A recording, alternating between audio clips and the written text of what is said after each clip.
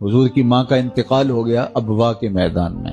اپنے والد گرامی کی قبر پر حضور مدینہ المنورہ ماں کے ساتھ گئے تھے تو واپس آ رہے تھے، 6 سال کی عمر تھی۔ حضرت آمنہ سلام اللہ علیہا کو لگا کہ اب بس میرا آخری وقت آ گیا، بخار کی کیفیت ہے۔ ام ایمن سلام اللہ علیہا کو، جو حضرت برکہ کے نام سے بھی معروف ہے، ان سے کہا کہ میرے اس بیٹے کو بحفاظت امیر قریش عبد المطلب تک پہنچا دینا، اور پھر حضور علیہ السلام سے کچھ باتیں کرنا چاہی، لیکن ضبط کے بندھن ٹوٹ گئے، آنکھیں چھم چھم برسنے لگی۔ جو 2 جملے کہہ سکی وہ ابن حشام نے محفوظ کیے۔ یہ سیرت کی سب سے پہلی کتاب ہے۔ حضرت آمنہ بہت کچھ کہنا چاہ رہی تھی اس آخری لمحے میں، تو آپ نے حضور کے سر پہ ہاتھ رکھا، تو بمشکل جو جملے کہے وہ یہ تھے کہ بیٹا، ہر نئی چیز نے پرانا ہو جانا ہے، ہر باقی نے فنا ہو جانا ہے، لیکن میرا ذکر نہیں مٹے گا، اس لیے کہ تیرے جیسا ستھرا بیٹا چھوڑ کے جا رہی ہیں۔ جن ماؤں کے بیٹے اتنے اچھے ہوں ان کا ذکر نہیں مٹا کرتا۔ یہ آخری لفظ تھے، تو اس کے بعد ان کا انتقال ہو گیا۔ پھر وہیں دفن کیا اور ام ایمن کے ساتھ حضور مکہ المکرمہ پہنچے۔ حضرت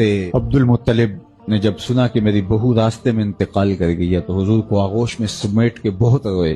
حضرت برکہ سے ہی کہا کہ میرے بیٹے کا تم نے خیال رکھنا ہے، اور اتنا پھر خیال رکھا حضرت برکہ نے کہ میرے آقا فرمایا کرتے تھے ام ایمن میری ماں کے بعد میری ماں ہے۔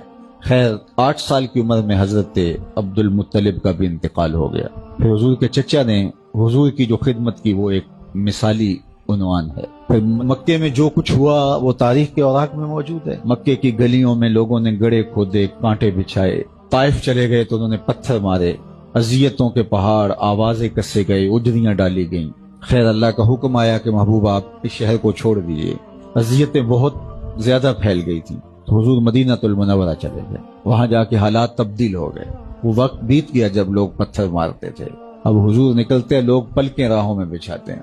ادب کی آیتیں اتر چکی ہیں، خبردار میرے نبی کی آواز سے آواز بھی اونچی نہ کرنا، عمل ضائع کر دوں گا، تمہیں خبر بھی نہیں ہونے دوں گا۔ اب حضور نماز عشاء پڑھانے کے لیے مسجد نبوی میں نکلے، تا حد نظر صحابہ حضور کے منتظر بیٹھے تھے۔ جو ہی حضور کو دیکھا تو ادب سے کھڑے ہو گئے، تو آقا کریم علیہ السلام کی آنکھیں برسنے لگی اور حضور کو ماں یاد آ گئی، اور آقا کریم نے ایک تاریخی جملہ کہا۔ حضور نے کہا کاش آج میرے ماں باپ زندہ ہوتے، کم از کم میری ماں ہی زندہ ہوتی، اور میں لوگوں کو نماز عشاء پڑھا رہا ہوتا اور اس میں سورہ فاتحہ کی تلاوت چل رہی ہوتی، پھر میری ماں کو میرے ساتھ کوئی کام یاد آ جاتا، پھر وہ دروازے پر آتی اور مجھے میٹھے لہجے میں بیٹا کہہ کے آواز دیتی، اور میں لوگوں میں نماز چھوڑ کے پہلے ماں کی بات کو سن لیتا۔ مائیں تو مائیں ہوتی ہیں، اللہ نے ان کے سینے کے اندر وہ اتنا پیار رکھا ہوا ہوتا ہے کہ وہ، میں دوستوں کو کہتا ہوں کہ یہ سڑکوں کے کناروں کے اوپر بڑے بڑے ہیوی ترازو نصب کر دیے گئے ہیں، پورا کنٹینر سامان سمیت تول لیا جاتا ہے، لیکن آج تک کوئی ایسا ترازو ایجاد نہیں ہوا جس پر ماں کے پیار کو بھی تولا جا سکے۔